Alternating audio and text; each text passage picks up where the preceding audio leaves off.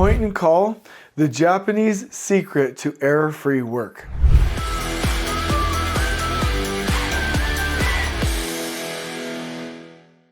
So this is a game changer, and I'm gonna get myself in trouble, but I'm getting so old anymore, I don't really even care about getting myself in trouble. My wife and half of my kids genetically have diagnosed ADHD, attention deficit and sometimes hyperactivity disorder. One of the things that was interesting, I've been doing a little bit of research, it's really interesting to see that humans are very slow, and this fits into a religious God perspective or just an evolutionary scientific perspective or some mix in between. But it's really interesting, humans evolve fairly slowly when it comes to genetic mutation and natural selection. Like dogs evolve pretty quickly. That's why we have so many different types of dogs, but we don't have a lot of different versions of humans, right?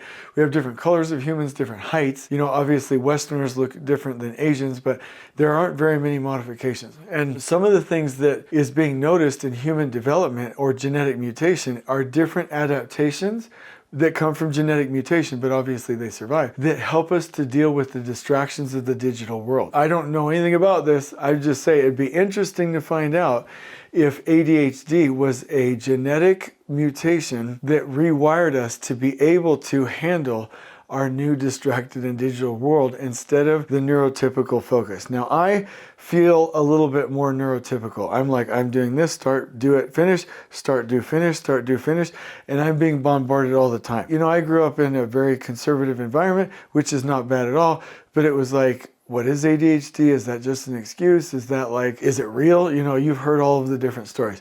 But I believe for myself that it absolutely is real. I see it in my kids, and I see a lot of these different things happen, and I talk about it quite a bit, and in many cases I think it's neurodivergent, which means that it's different, but it doesn't mean it's a disability. In many cases it can be a superpower. Kate and some of the folks that I'm around that have ADHD and I don't, they're in a situation, like distracted situations or high-performing situations or emergencies or in a contentious situation, and they're like surviving, and I'm like, I am melting over here, right? So I think of it as a little bit of a superpower in many cases.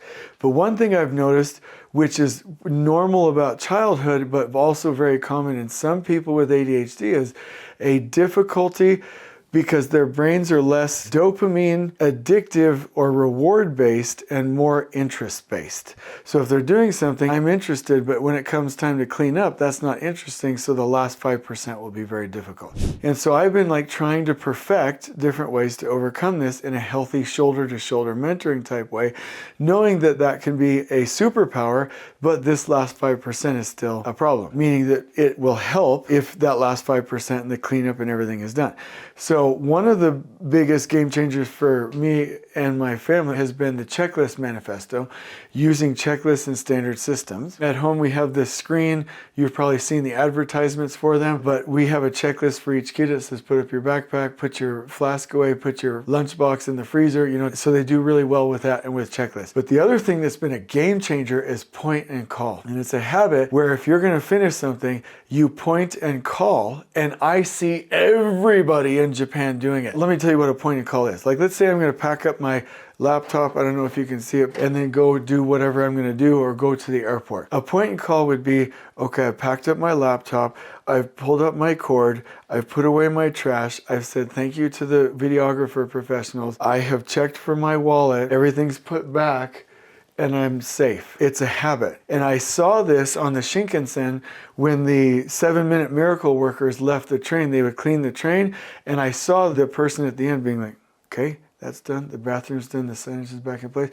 Then they moved out of the car, and then the door shut, and the person was doing a point and call, okay, the top is latched, the signage is on, and then he moved away. It's just a habit. It's called a point and call. And it really helps out with quality control and with remembering things. So with my family and me, we got 2 habits. We use standardized checklists. I have a checklist for everything. If I'm going on a trip, I have a checklist. If I'm going to the lake, I have a checklist. If I'm going to do a training, I have a checklist for everything. I don't wing anything. And I don't care how many times I've taken a trip, I will do everyone. Like the other day, I got caught. I was just going to Yuma to do a project assessment for a massive general contractor because they want to make some improvements and stuff.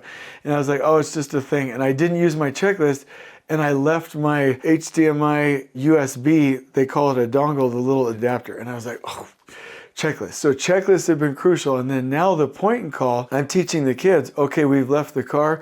Okay, it's in park, it's shut off. I have the keys, the windows are down, it's all clean, blah, blah, blah. And then we go somewhere, it's point and call. That habit reminds me a lot of like a safety task assignment back at Hensel Phelps. It was a little list of how to prepare a task, but then when you were done, you would actually go through. In fact, I believe Hensel Phelps, now that I'm looking at it, probably did a lot of studying and exchanging with Japanese companies because I'm seeing a lot of traces there. But the bottom line is, if you want to start doing habits, even at the end of the day, and especially if you have a neurodivergent superpower that makes it hard for you to finish things because it's interest-based instead of dopamine-based, which when I say that, I'm saying if I finish a task and clean it up, my brain releases dopamine. It's an addictive chemical.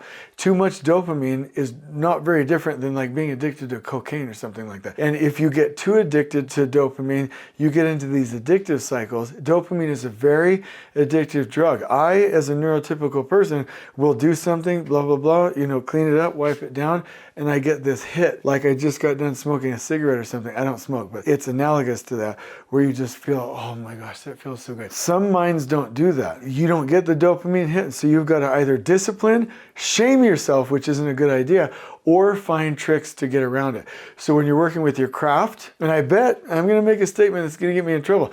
A lot of our craft workers got into construction because they didn't want the classroom learning and the paperwork. A lot of them probably have some of these neurodivergent traits.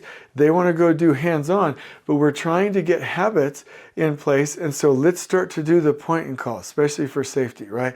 The point and call. And it's like, okay, I did hook off to the tie-off point. I did check my leg straps.